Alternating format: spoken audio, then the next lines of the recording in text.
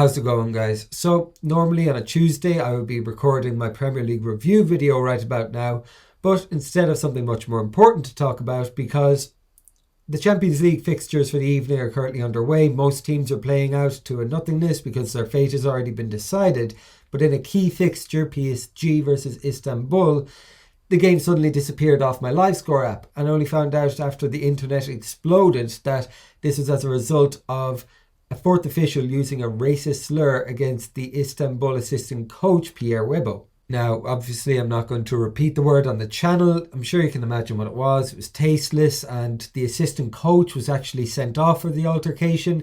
Demba Ba can be heard getting stuck in, saying, "Why did you have to say that?" And not long after all that, the Istanbul players walked off the pitch and retreated to their changing room as protest. And not long after them, the PSG players followed suit in an act of solidarity.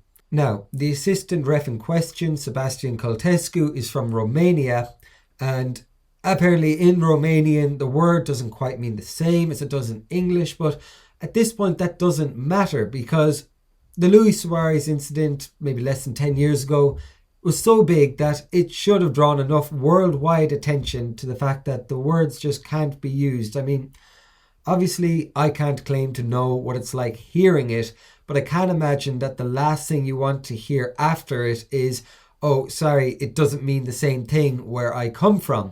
And in case the Luis Suarez incident had slipped his mind, only 2 weeks ago Edinson Cavani was in trouble for the same thing with a social media post. And yes, I understand that in their language, in their culture, it doesn't mean the same, but these are grown-ass men who've been around long enough to know better than to use them. Anyway, at the time of recording this, neither sets of players have returned to the pitch. It's unclear at the moment whether the game will resume tonight or be played out at a later date. But what I will say is that this is a delicate situation for UEFA, because in this instance, the hate crime wasn't committed by another player or a fan. It was by one of their officials. So they need to make sure they handle the situation appropriately.